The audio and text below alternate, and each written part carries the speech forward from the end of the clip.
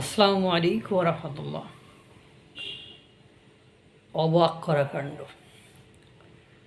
ছাত্রছাত্রীরা স্কুল থেকে শুরু করেছে জয় বাংলা জয় বঙ্গবন্ধু স্লোগান দেওয়া। কাজেম আলী স্কুল অ্যান্ড কলেজের ছাত্ররা ক্লাসে মানে আনন্দের সাথে জয় বাংলা জয় বঙ্গবন্ধু স্লোগান দেওয়া শুরু করেছে। সে কি স্লোগান!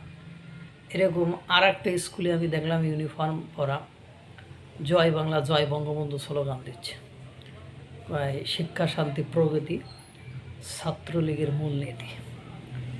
আর এই যে অবস্থা, আগের দিন দেখলাম চট্টগ্রামের এক স্কুল বাসে চট্টগ্রাম রাস্তায় চলছে, সেই বাসের জয় বাংলা জয় বঙ্গবন্ধু দিয়ে স্লোগান দিয়ে ছাত্রছাত্রীরা রাস্তাঘাট মুখরিত করে ফেলছে।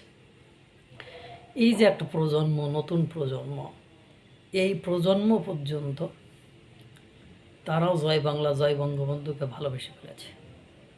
এর পরবর্তী তিনটা প্রজন্ম। আওয়ামী লীগকে নিষিদ্ধ করা মানে হলো এরকম তিনটা প্রজন্মকে আপনার একেবারে নিচ্ছিন্ন করে ফেলতে হবে। তাছাড়া কোনোভাবে আওয়ামী লীগ নিষিদ্ধ করা কোনো মতেই সম্ভব বলে আমার মনে হয় না।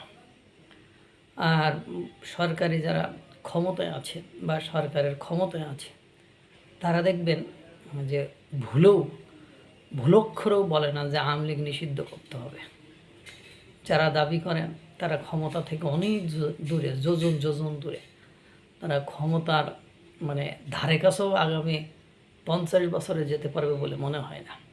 সেই সকল পার্টিগুলো যাদের অস্তিত্ব নেই, যাদেরকে একটা সেলফি তোলার জন্য, একটা ছবি তোলার জন্য লোক ভাড়া করে নিয়ে আসতে হয়, তাদের ডাকে বাংলাদেশের জনগণ সাড়া দেয় না। এই সমস্ত লোকেরাই শয়নে স্বপনে এই ছাত্ররা পর্যন্ত যেখানে জয় বাংলা জয় বঙ্গবন্ধুকে ভালোবাসে সেই দলকে নিষিদ্ধ করতে চায়, বাতিল করতে চায়। আসলে কি সম্ভব নয়।